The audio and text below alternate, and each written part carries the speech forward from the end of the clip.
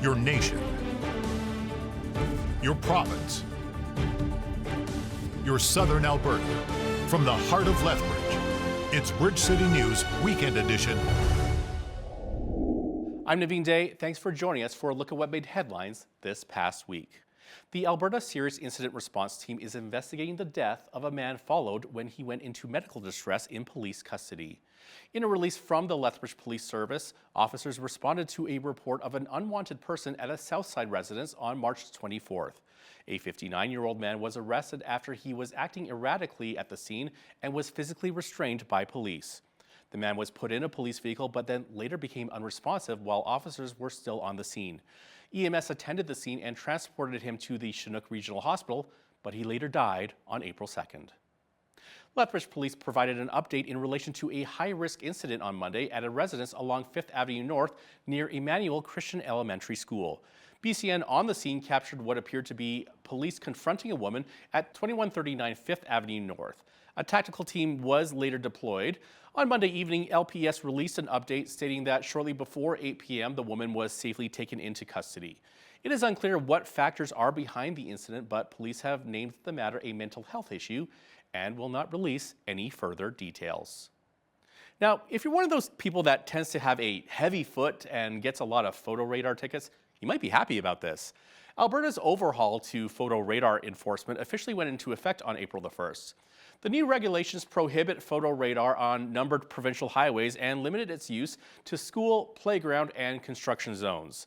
The new rules reduce the number of sites where photo radar could be used by about 70% from over 2,000 sites to just 650 across the province. Many local police services are not happy about the move as it means more traffic officers will be needed to patrol the streets. This includes Lethbridge's Police Chief Shaheen Medizadeh, who adds that not only is this a safety concern, but the reduction in revenue from photo radar, which mainly goes to the city, means we will have to pay out of our pockets in one way or the other. So when you look at the reduction in revenue, even for the city, that money, because the city still has expenses, they have to pay for those, and some of this revenue was actually helping with those. Now, with the reduction in that, automatic reduction based on the new rules, if the costs are going high and revenue is not coming, the only way to generate that revenue would be through increase in taxes. So at the end, all of us would have to pay for the choice of a very few who choose to speed. The enforcement overhaul will not affect red light cameras or photo radar at controlled intersections. LPS, along with Alberta sheriffs, visited the city's schools to educate students about pedestrian safety, culminating a month-long pedestrian safety enforcement project. The strategy implemented in March engaged with nearly 300 parents and students, issued 16 tickets, delivered warnings to drivers, and gave traffic safety tips. Sergeant Daniel Lomness, in charge of the Lethbridge Police Service Traffic Response Unit, provides more information on the measures implemented for pedestrian safety. Everybody on the road, obviously motorists as well as pedestrians, they just need to be paying attention to their surroundings. The drivers need to be paying more attention. Pedestrians need to take more caution. We just want to give ourselves the safest chance to be, or sorry, the best chance to be safe out there as we can. Pedestrians try and use a marked crosswalk and marked pedestrian lights when available. If there's an intersection where you're crossing and there is none of that stuff, take extra caution. Something we needed to do as a police service to just bring awareness to everybody throughout the city is, as a part of the traffic unit, we do, like to attend our school and playground zones at those peak times. Currently, we are working on more than 20 intersections which were identified to be top collision intersections, and we have a consultant from Vancouver helping us in identifying the problems and then coming up with solutions. The Alberta government is accelerating plans for expanding cardiac services in southern Alberta, which includes a new cardiac catheterization lab project to be built right here in Lethbridge. The province says in budget 2025 is to be passed, $5 million will go towards advanced plans for extensive cardiac and intensive care services in Lethbridge and Medicine Hat. However, the funds from this year's proposed budget will be specifically on detailed planning of the proposed Lethbridge lab, with construction funds to be determined in a future budget. Following planning, it is expected that 34 beds will be added to the Chinook Regional Hospital and 8 beds will be added to the Medicine Hat Hospital. Budget 2025 also included $22 million towards an interim cardiac catheterization lab at the Red Deer Regional Hospital, which will serve Central Albertans ahead of the hospital's $1.8 billion redevelopment project. After the break, verdicts are in for 2 Freedom Convoy organizers. That's next.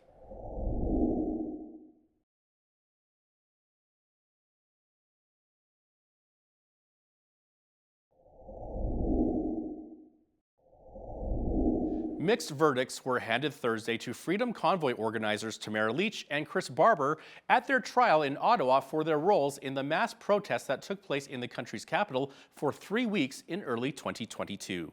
Both were found guilty of mischief, and Barber was convicted of counseling others to disobey a court order about honking truck horns.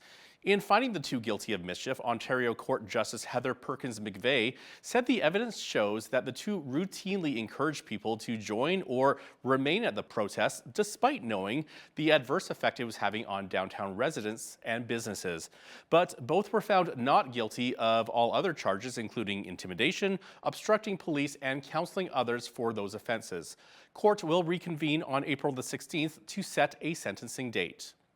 Prime Minister Mark Carney said Thursday that Canada will hit back against U.S. President Donald Trump's 25% auto tariffs with matching levies on vehicles imported from the United States.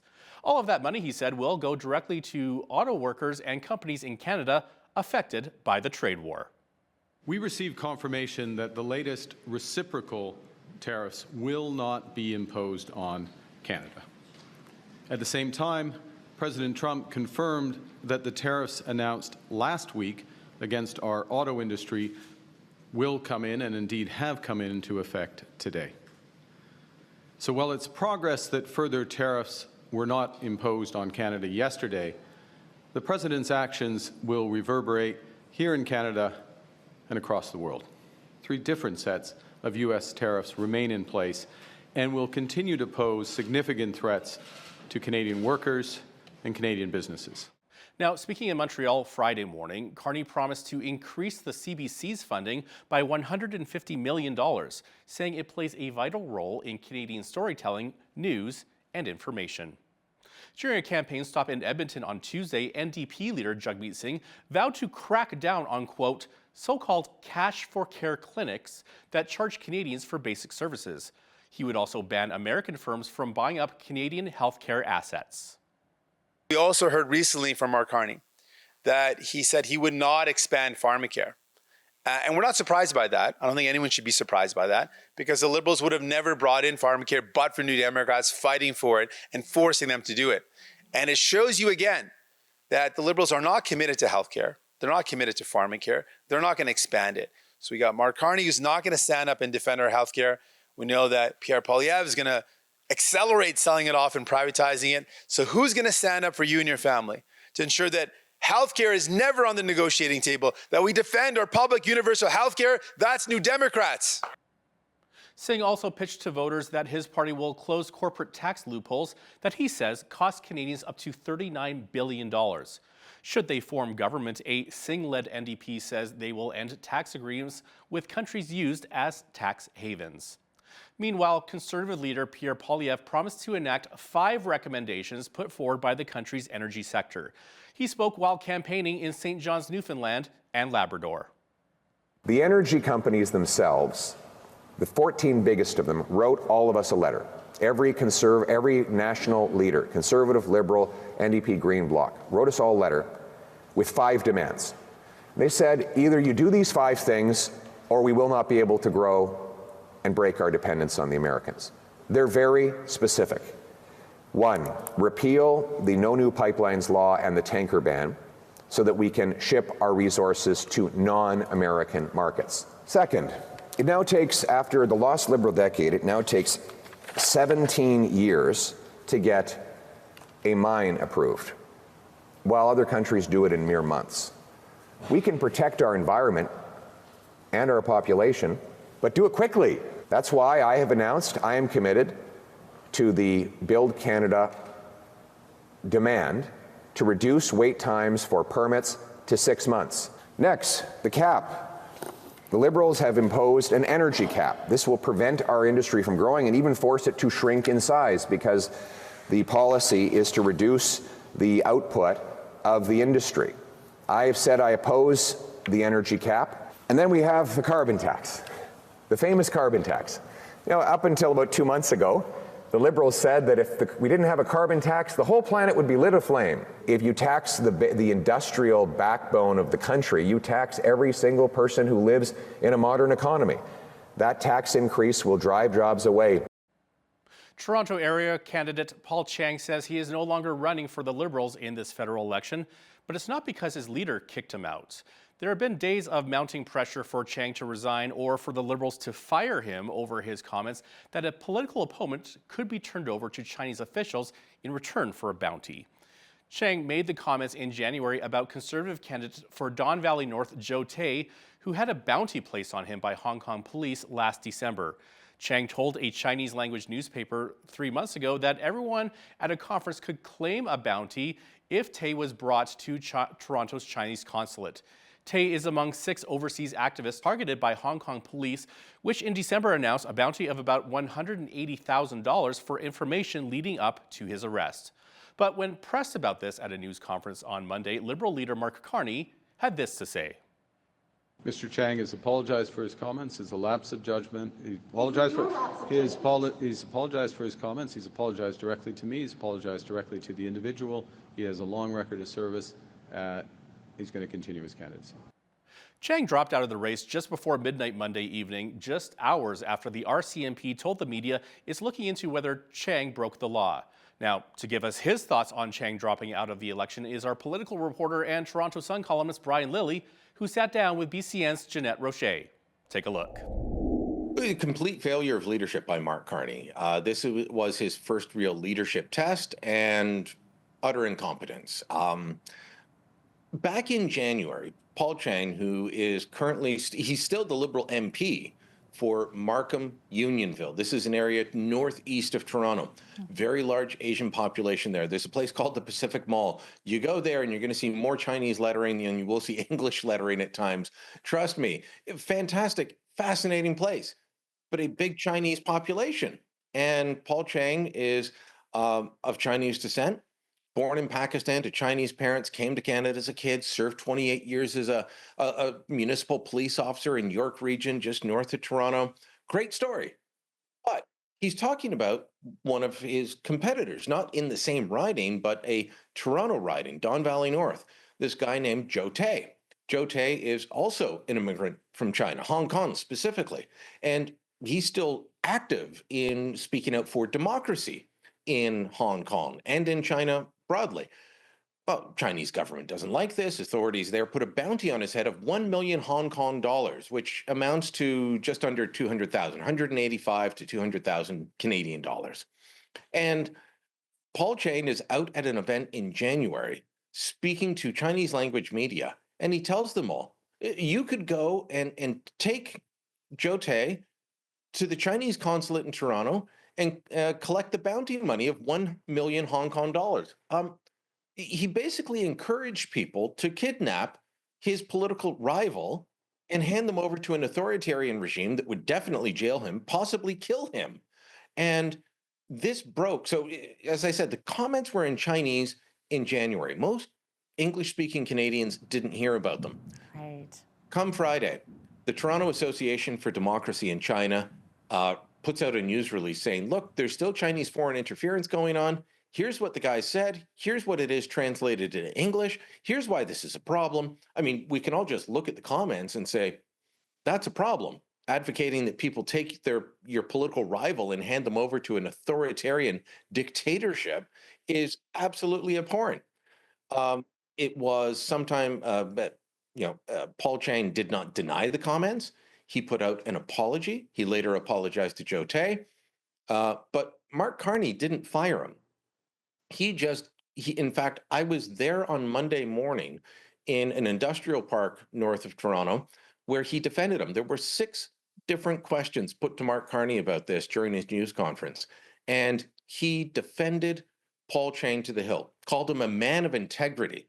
To quote Princess Bride, you keep using that word. I don't think it means what you think it means. There's nothing to do with integrity in encouraging your political opponent to be kidnapped and handed over to China. This was a major failure in terms of Carney's test of leadership. He hasn't had many big. This is his first big stepping on a rake moment, you might say. And in terms of leadership, it just wasn't there. Chiang, by the way, did resign later, right? But only after the RCMP announced that they were investigating, because he may have broken the law in counseling people to commit a kidnapping, which is a crime. The Canadian Pharmacists Association is urging the federal government to remove all drug-related products from a list of potential retaliatory tariffs against the U.S. The association says there are currently 8 pharmaceutical tariff codes on the list, but it's not clear which specific medications or drug products they include. The Pharmacists Association also says if tariffs on drugs are levied by the U.S. or Canada, it doesn't expect any immediate medication shortages and the drug supply is stable. But it is concerned about potential long-term problems because Canada relies heavily on global supply chains of pharmaceutical ingredients and medications, including the U.S., China, and India. Alberta has reached a new deal with more than 30,000 nurses after months of bargaining. The United Nurses of Alberta say the deal will see the nurses get pay increases of about 20% by 2028. The union says the agreement also includes job security, protection, a provincial government overhaul of its healthcare system, along with staffing level assurances. President of United Nurses of Alberta, Heather Smith, told BCN that nurses are now feeling hopeful for wanting to work in Alberta. We talked about the 3 R's during this round of negotiations: respect, retention, recruitment. And there's elements in this new deal that I feel touch on all of them. We saw such an overwhelming acceptance is that nurses could say, in this settlement, I see elements of respect, I see retention, I see recruitment, and I see hope. An Alberta Health Services policy that was supposed to take effect on April 1st has been horribly misinterpreted, according to the provincial government. After media reports surfaced about planned changes to food policies in emergency departments meant taking away snacks for young cancer patients, things like popsicles, juice boxes, and cookies, the province has now put a pause on the policy. According to Premier Danielle Smith, the proposed policy was not meant to deprive patients of food. All I can tell is that there was something lost in translation. What AHS, and this was a decision that was made back in September, their intention was to change food delivery so that they could reduce any potential spoilage and waste, which makes sense. We want to be efficient. We don't want food going to spoil or waste. But somehow that got implemented in a way that was not consistent with what the policy was. So when we heard these stories, Minister LaGrange immediately called over to AHS and said, what is going on? And the new CEO is putting a pause on the policy to find out why it was interpreted incorrectly. And if we can still find some ways to save, we want to make sure that we can save on food wastage. But the intention was never to deny patients sustenance while they're waiting for treatment or after treatment. So it was a misapplication and a misinterpretation of a policy direction that's since been paused. Alberta's opposition NDP leader Naheed Nenshi stopped in Lethbridge Tuesday after touring southern Alberta for the day. In a meeting with reporters, Nenshi bashed Premier Smith for her trip to Ben Shapiro's PragerU event, claiming she's, quote, sucking up to extremists. He was also critical on her tariff response to not implement tariffs on energy to the United States. She claims victory that she somehow, by taking 4 staffers to Florida for a 20-minute fireside chat, convinced Ben Shapiro to talk about tariffs. In fact, he's been talking about tariffs for months. He already thinks that tariffs are a bad idea because he thinks Canada should be annexed, because he thinks Canada is a silly country that should be the 51st state. This is who the Premier hangs out with. When you look at Doug Ford, he knows how to bare his teeth in a negotiation. He knew how to say, hey, we're going to cut off electricity to the U.S. He never did cut off electricity to the U.S., but he got a call from Commerce Secretary Howard Lutnick that day. And sure enough, The next day, the tariffs were delayed by a month. The Premier, on the other hand, says, instead of showing my teeth, I'm just going to roll over for you. And this is no way to negotiate with a guy like Donald Trump. You know, he wrote a book called The Art of the Deal. I suggest the Premier read it. The Alberta government announced Wednesday that if Budget 2025 is to pass, they will provide $8.5 million towards the Rural Utilities Program, which would help rural communities access critical services such as gas, electricity, and water. The announcement was made by Minister of Affordability and Utilities Nathan Neudorf at the Heritage Acres Farm Museum just outside of Pincher Creek. The grants are distributed by our partners at the Alberta Federation of Rural Electrification Associations, an organization that dates all the way back to 1950.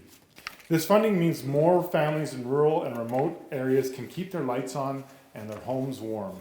It means more small businesses can set up shop and contribute to local economies. And it means Alberta's agricultural industry can keep putting food on tables here at home and all around the world. There is additional funding in a number of different streams to help our First Nations and make sure that they attain both economic security and energy security. They often go hand in hand. We are working to, it's part of my mandate letter, to make sure that we provide natural gas to those communities so they can further those goals and initiatives. The Rural Electric Program and Rural Gas Program were each founded in 2013 and 2001, respectively. The Rural Water Program was more recently founded in 2024. Hundreds of workers at the meat processing plant in Brooks, Alberta may soon find their commute to work shortened. The province announced a $1.8 million investment in the enhancement of an agri-food corridor in Newell Country. Brooks is home to JBS Foods, a meat processing plant which ships millions of kilograms of beef to restaurants throughout Western Canada. But according to the Premier, the limited highway corridor creates a bottleneck for both the shipments and the workers getting in and out of the plant at shift times. The drive from the JBS plant to downtown Brooks is less than 8 kilometers, and it should take 10 minutes. Now, 10 minutes is a dream commute by just about anyone's definition. Unfortunately, for plant workers living in Brooks, 10 minutes from JBS to home remains exactly that, a dream. The reality is that the intersection of Range Road 150 and the Trans-Canada Highway creates a huge bottleneck. Drivers are challenged with safely turning onto a provincial highway with traffic coming at them at highway speed in both directions. And anyone who's made a hard left turn onto a highway knows you need a long, clear gap in oncoming traffic. Multiply that by the string of vehicles leaving the plant at shift change, and it's easy to see how this road can get backed up in a hurry. And I'm happy to announce that we are providing funding for a road that will connect the JBS food plant to Highway 873. This will enable plant workers to bypass the congested intersection and use a quicker, safer secondary route, cutting up to 45 minutes off the time it takes workers at the plant to get to and from work each way. The $1.8 million investment includes a $1.2 million grant from the Strategic Transportation Infrastructures Program and $600,000 from the province. A worldwide crackdown on child pornography resulted in the arrest of an Edmonton man last month. Europol, German police, and the National Child Exploitation Crime Center told local authorities an Edmonton man had allegedly accessed KidFlix, an online service that shares child pornography. Edmonton police arrested a 36-year-old man at a home in southeast Edmonton and seized his electronic devices. The man was released from custody but is to appear in court on April the 14th. Now, Alberta is looking more attractive to federal parties. This is because of a redistribution of seats in the House of Commons. To talk more about this is our legislative reporter Tyler Dawson, who sat down with BCN's Jeanette Roche. There was a redistricting boundary changes that happened, actually, and I think Alberta got 3 more seats. So, and that's just, our population grows, and every 10 years, a commission looks at the electoral boundaries and moves them around and yada, yada, yada. Matters a little bit in terms of the Liberals' electoral fortunes in Edmonton and Calgary. Actually, largely will not affect the rest of the province. But the polling right now is really interesting because of course Alberta is going to send a majority of Conservative MPs to Ottawa. I mean I don't think that trend has ever changed. I mean I think you need to go back to about 1949 to find a time that we've sent more than 4. The polling is suggesting that the Liberals might make some gains this time around, maybe 3, maybe 4, maybe 5 seats, actually. If it was 5, that would be a big deal. As I say, it'd be like 75 years since we'd sent that many. But it is going to be interesting to see when Mark Carney and Pierre Poilievre come. Of course, both of them Alberta boys. Mark Carney grew up in Edmonton. Pierre Poilievre grew up in Calgary. But I mean, neither of them need to focus on Alberta. This is the the great Alberta tragedy. No one needs to focus on us to win a federal election. They're fighting over seats in sort of the Lower Mainland and the Greater Toronto area and stuff like that. The vote's pretty much fixed in Alberta for a majority of Conservatives. So it will be interesting to see what they say when they come here. Okay, for sure. Photo radar also came to an end actually on April 1st. So ending everywhere except playground zones, school zones, construction zones. So Tyler, how much could this pull from municipal and provincial budgets? A fair bit, actually. About $170 million is sort of the 2022-2023 figure for that. Now, the photo radar has been sort of steadily being pulled back over the last couple of years, even in advance of this. So I would expect the numbers currently are a little bit lower than that. But, not an inconsequential amount of money, especially in cities where photo radar sort of helps fund policing budgets and things like that. And this is a really interesting one because it actually put the United Conservatives in opposition to police forces across the province, which believe in photo radar as traffic safety measures, and obviously reduces the burden on them of having to police the roads. But of course, people who like to drive fast are going to like it, and I've certainly got some friends who have got kids and are constantly running late for everything, and they're pretty happy about it, and their spouses are happy about it too, that they're not going to be getting tickets in the mail. So, bit of a fiscal challenge for the government. A political challenge. I mean, I don't think so, unless we see absolute chaos on the roads in the next year. Then it might become a bit of a political issue. But the interesting thing is, as you mentioned, it is sticking around in these three spots: playground zones, school zones, and construction zones. And municipalities can actually apply to have photo radar at sort of high danger areas. There's a whole lot of red tape they'll need to go through to do that, but there still could be some photo radar. And for anyone out there who's thinking of driving really aggressively, red light cameras are still in effect. They have not got rid of red light cameras. It's just photo radar and speed on green. So a little public service announcement for everyone on that one. There's rarely ever a shortage of tricky scams where fraudsters can easily steal your money or identity. After the break, I sit down with the Better Business Bureau to hear of the latest schemes. And if you're visiting us online, that full interview is available on our YouTube channel.